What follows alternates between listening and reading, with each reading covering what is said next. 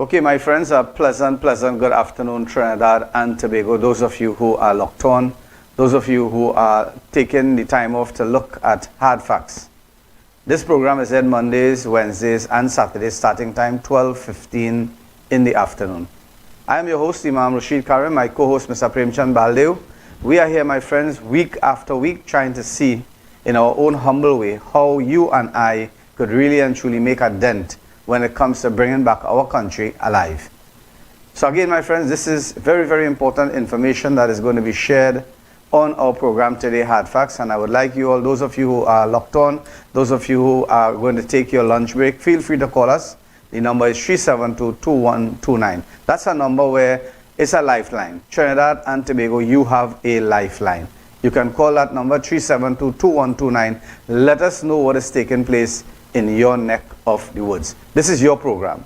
This is your program for you, for your families. And again, my friends, we invite you to join us today at 12:15 in the afternoon, where we're going to dissect the political scenarios that is presently taking place in our country. And secondly, my friends, we are going to talk about the economy.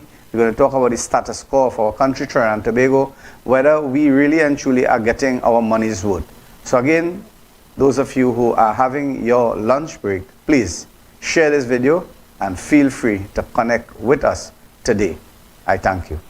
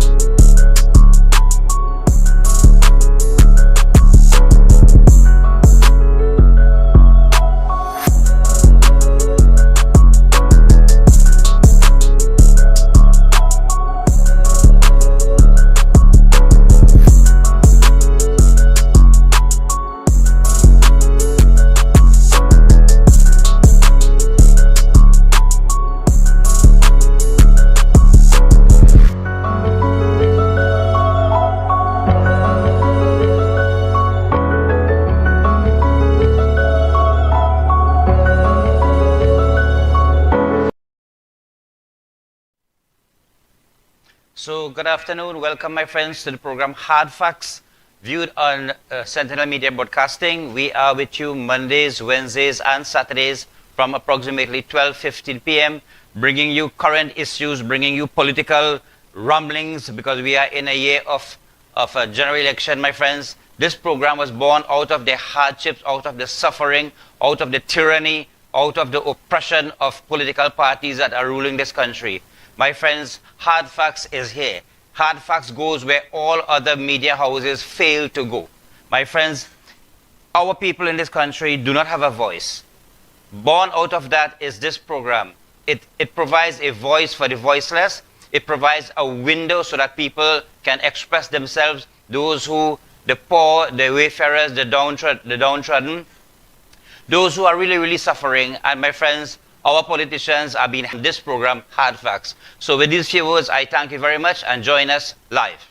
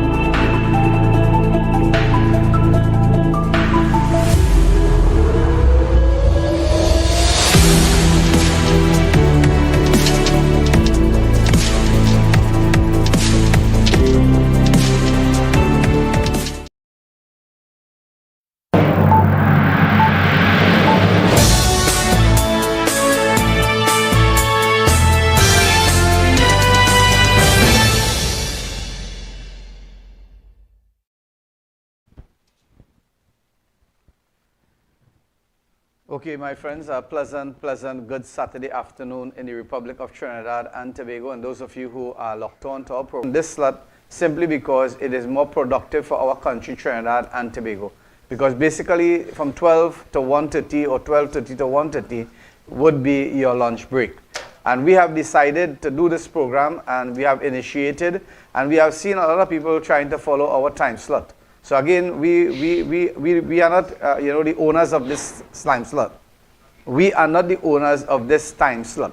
So whoever wants to do their live programming on the very set time with us, we don't have a problem. Just to let you know. Because I know a man called me and tell me this. He said, Imam, somebody's trying to use all the time slot for the live program. I say, hey, we don't own any time slot. All right? So again, my friends, welcome to our Saturday edition of Hard Facts. We are here identifying the anomalies and the challenges that you and I are plagued with on a daily basis, which is numerous. We are seeing every day is like, it is like something glamorous when it comes to the political scenario in our country. When we look at what is taking place in the opposition bench and we look at what is taking place in the government bench, you are going to realize that there's a lot of food for thought. And there's lots and lots of information that is being divulged, like the war. The political war has begun.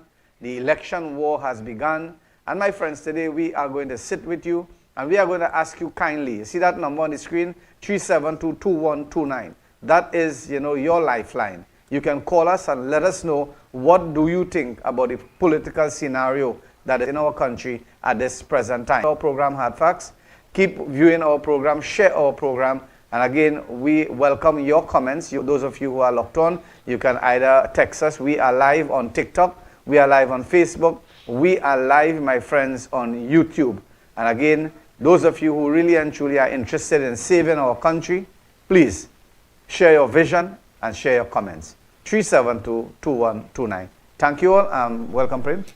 So thank you very much, Reverend Imam Rashid Karim. I have to laugh, because anyway, let me before afternoon, assalamu alaikum and namaste to all our viewers on Sentinel Media Broadcasting, on TikTok, on YouTube. We are here with you Mondays, Wednesdays, and Saturdays from approximately 12:15 p.m. It is a live program. It is unedited, and we are here with you, bringing you current issues, bringing you the facts of the day.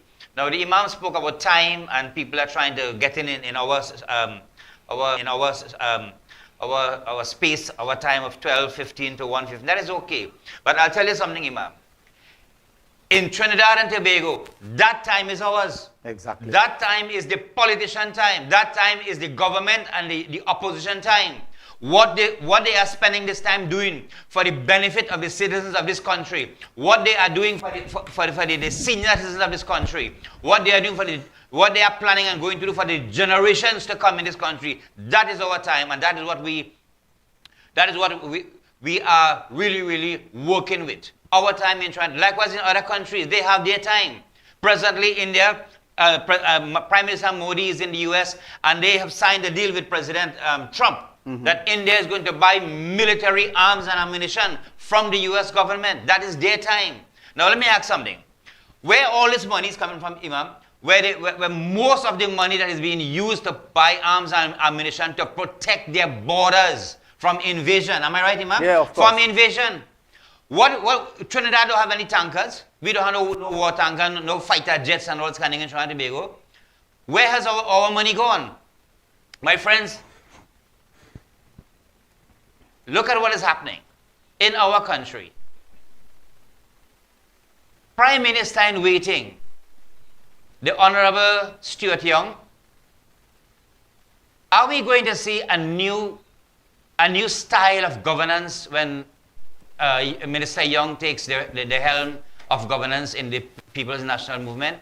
Are we going to see a beautiful country once more?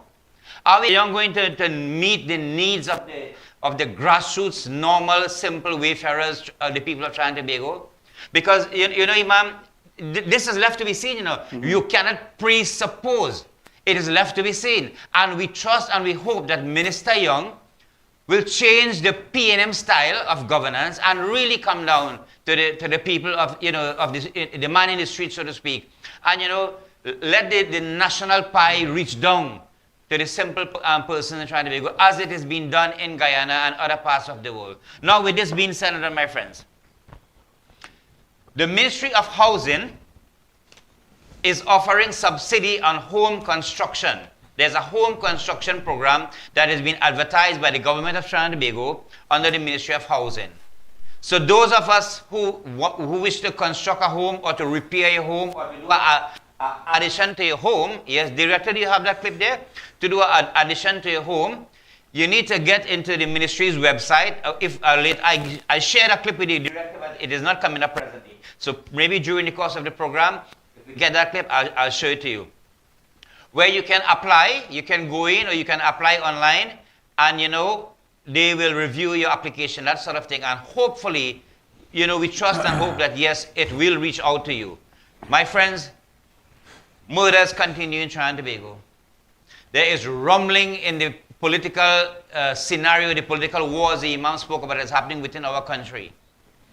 We see members of the United National Congress and members of the People's National Movement on both sides of the political fence, and not some of them, Imam, they are not seeking re-election. But let us deal with Dr. Rai Ragbir, my very good friend, my close friend. When from high school days, we visited, my family and I, we visited Dr. Rai in his office. He was our physician, so to speak. Dr. Rai said that I can no longer align myself with a party that has abandoned its principles, that rewards mediocrity, that shields those accused of wrongdoings, and a party that punishes those who have integrity. Those are strong words coming from a doctor, a qualified person who has integrity and credibility, Dr. Rai Ragbir. I refuse to submit myself, doctor is speaking, to a screening committee that includes individuals currently charged with wrongdoings. I refuse to submit myself to be screened by those individuals who are presently charged with wrongdoings and who has a lot of baggage hanging behind their back. With that being said, I'm going to hand over that to the Imam. Okay, so again, my friends, those of you who are locked on, those of you who are viewing us on TikTok, you see a lot of people commenting, and we do appreciate it. And again, my friends, those of you who are locked on, please share this video and let others know that here you have a real program. This is a real program. Now, my friend, my co-host, Mr. Premchand Bale, mentioned this, and he said, Dr. Rai Ragbir. I know him really, really long. But again, my thing here might be a little bit different from what Premchand is talking about here. Now, I believe that this decision that Rai has made could have been made earlier, right? You don't wait till the water or the well run dry, and then you start saying that we need water.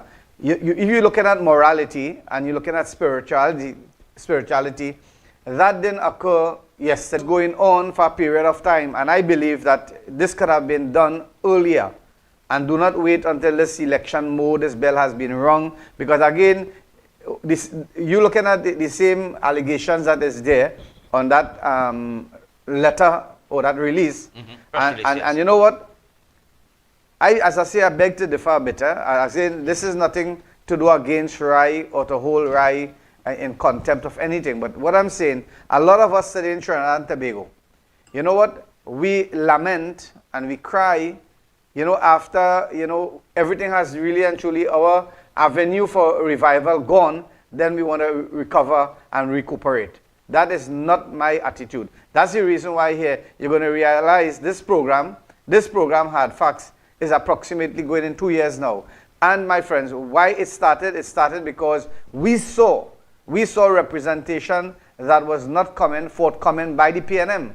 We saw that. And we also saw mismanagement when it comes to the corporation in our country, whether it be the UNC-led corporation or the PNM-led corporation. We saw those things happening. And my friends, we started this program to talk about councillors not performing and so forth. And we did a tremendous job because, I tell you something, let me give you a prime example.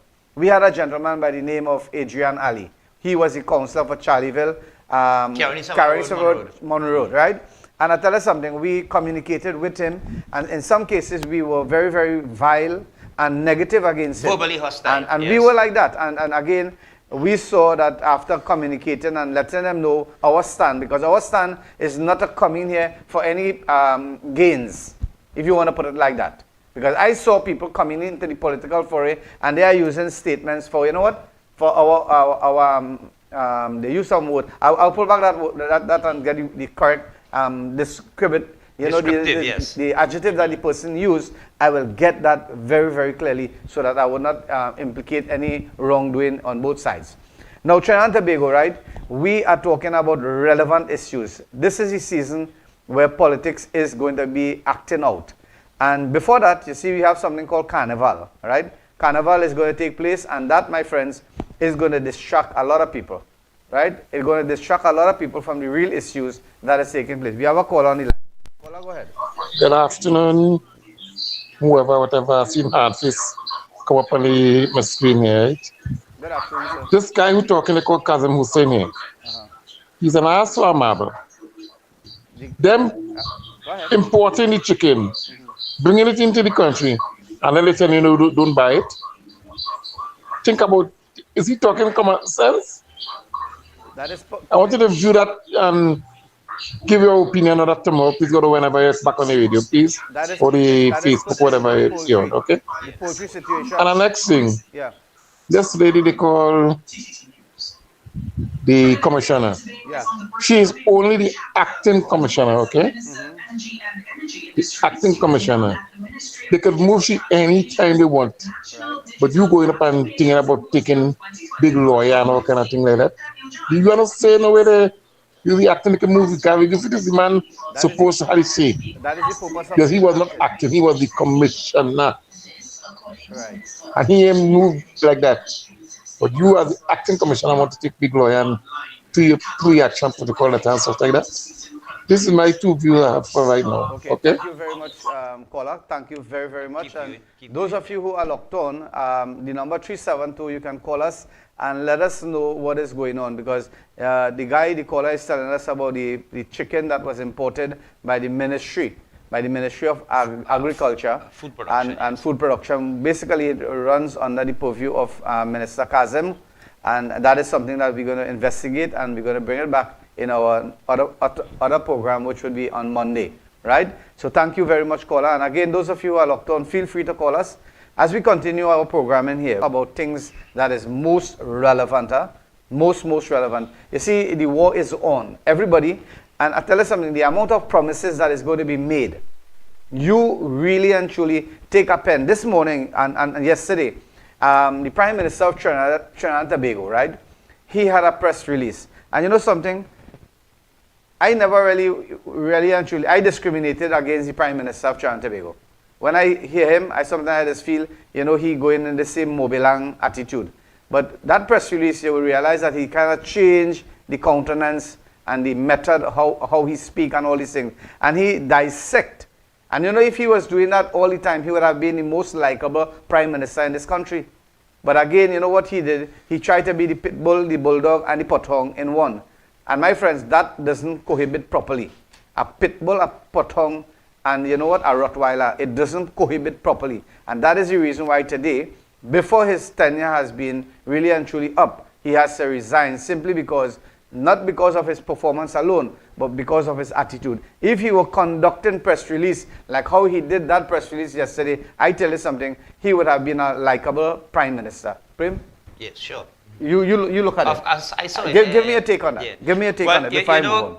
I was also a bit alarmed, taken aback, because our Prime Minister was so, his comportment, his tone, his diction, his facial expression, everything was so professional. Yeah, I thought somebody else, I thought, And he took his time, he paused when he's pestering, powerful questions, and he maintained his cool, and that is what is expected of leaders at that level. You need to choose your words, because here in Sentinel Media, in our studio here, sometimes we because of passion and and aggression, we will go overboard with our voice. But our choice of words is always restrained, Imam. And you know something, Trinidad and Tobago, when the Prime Minister spoke yesterday, right? You know what he said? He said the Honorable Kamla Prasad Bissessa, in her press release, and when was questioned by reporters and journalists, she mentioned that this is a political ploy that really and truly have a lot of racial connotations. And basically, you know, she reflected on maybe past press releases that were made by different media houses and so forth. But the point I want to draw to your attention is what I derive from that conversation is that the Prime Minister of this country, Trinidad and Tobago, said that the EMBD, right? They spend $330 million. $330 million, right? To restore, to repave, to construct or rebuild or whatever you want to call it, right? Because I tell you something, those roads was already aligned. If you know sugar workers, you know cane farmers, and you are a cane farmer, you'd realize that there was something called trace. That was road that farmers used to pass. So those roads were really and truly already surveyed and conveyed and whatever. Earmarked to be pitched. Right. So the point I am making here, when I listened to the Prime Minister yesterday, and this morning I really and truly listened back again, and when he mentioned $330 million, right, for restorative work or construction work to do the amount of kilometers which would have been 37 kilometers off-road, it works out to approximately 9 point something million to do 1 kilometer off-road in this country, Trinidad and Tobago. And my point here is I want to ask whoever is in charge of EMBD at that point in time and at this point in time, because I tell you something, I'm telling you this, we can't only blame the tenure of Munilal. We have to blame the PNM tenure at this point in time, because Munilal he run only for 5 years. And the PNM run for 10 years. And when we look at roads that were developed for the housing, for carrying workers, my friends, you take a look at the roads and you're going to realize that those roads, not a vehicle has passed, or even so much little vehicle have passed, and the road need rebuilding again. So it clearly indicates something is not adding up when it comes to the construction of these roadways that cost Trinidad and Tobago $330 million. And I tell you something, my whole line of identifying and bringing forward this information is to let you all know, I am saying this loud and clear, right? Trinidad and Tobago, any government abolish the property tax, they are going to get my votes. Now I tell you something, I am able to pay my property tax, I'm telling you this. But there are people in my country, in my communities, in my constituencies, they cannot afford it. And this voice here is for the voiceless in Trinidad and Tobago. And that's the reason why I'm saying that 34 was repealed. This tax, I will not comment to that. This tax has to be repealed or abolished. But Imam, let me add something to that here. My friends, Trinidad and Tobago, we are in an election year. You know, both parties are revving up with the campaign and that sort of thing.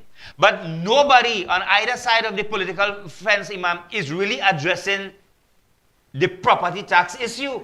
If it is going to be repealed when they are elected or re-elected in office, nobody is addressing that. And why? Why is that such a humongous monster that you are afraid to, to tackle? Tell us why. And the thing about it, whether you collect $91 million or $191 million, you have collected that. I think, my friends, that those money has to be accounted for by those people who paid it, right? And those money has to be just as the PNM refunded, just as how the PNM promised.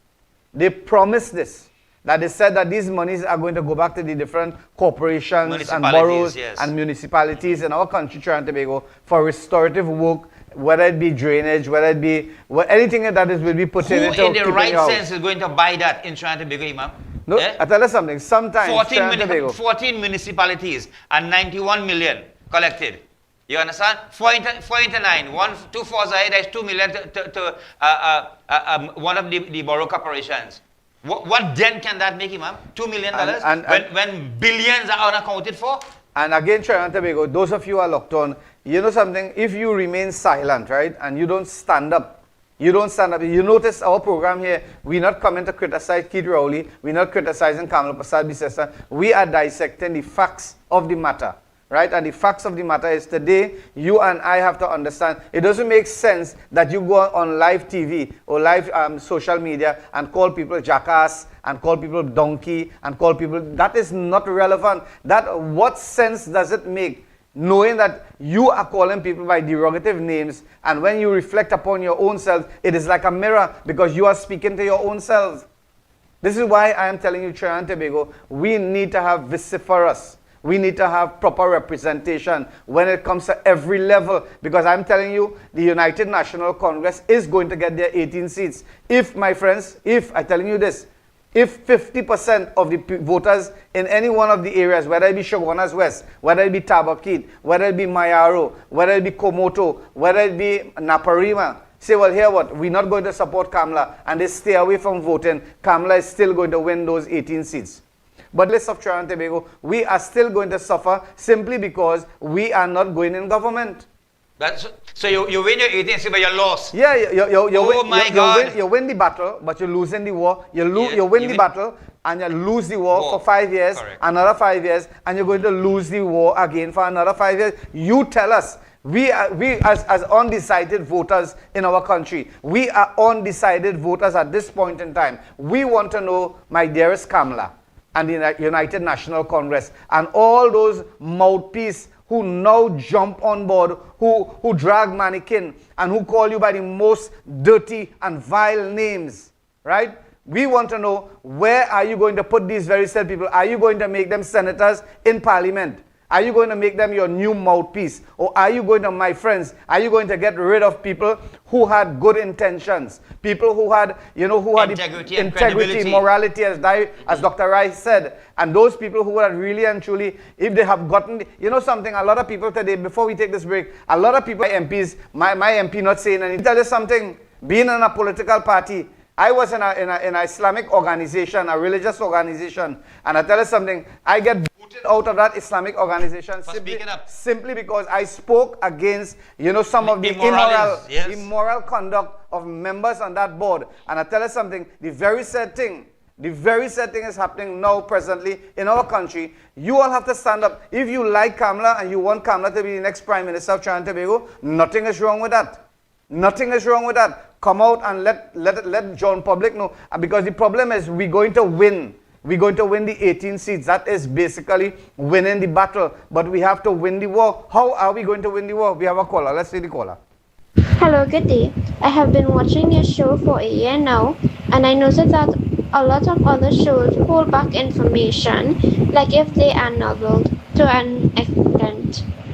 You guys are real and you debate on facts. The truth is hurtful, but the right thing is the right thing. But I wanted to say that this election coming, I am voting for Rashid Karim and Prem Chad Baldio. Thank you. Thank you so much, baby. Thank you so much. You know something? Basically, right, I put a post with a group, a chat group. A chat group, right? You notice I stopped wearing my hat. That is because a lot of you outside here, I listened to some of you. Some of you said, Imam, when you put the hat on, we didn't see the content and what you're trying to, really and truly impersonate and so forth. So again, thank you all very much for your comments. And for those people who say keep on the hat, maybe you're going to see me intermittently wearing on the hat, right? So I want to please both sides of the party. Let's take a break, and when we come back, those of you who are locked on, call the number 3722129. Let us know if you are being represented. We, as I tell you again, we're not here to fight with the PNM or the United National Congress. If you want to vote Kamla, vote Kamla. You want to vote Rowley, vote Rowley. But the point here is, game on all, because I tell you something, when we come back from this break, we are going to show you what the PNM did and what the United National Congress did. And you, as the citizens of this country, form your own opinion. You form your opinion, yes, and you decide who you want. Informed opinion. Thank you.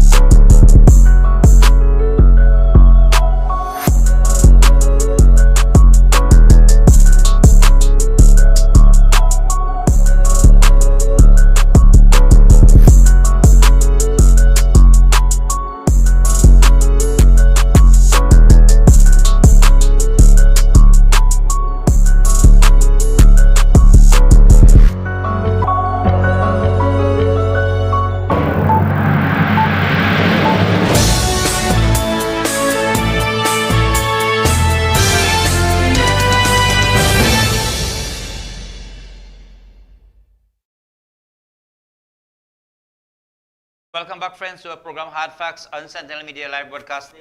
We are here with you Mondays, Wednesdays, and Saturdays, bringing you current issues, bringing you real hard facts. And my friends, we just like to say a little shout out to our friends of Trinidad and Tobago, then we will have a nice country. You see, We hope and trust Minister Yon, because we know you are listening, we know you view our program.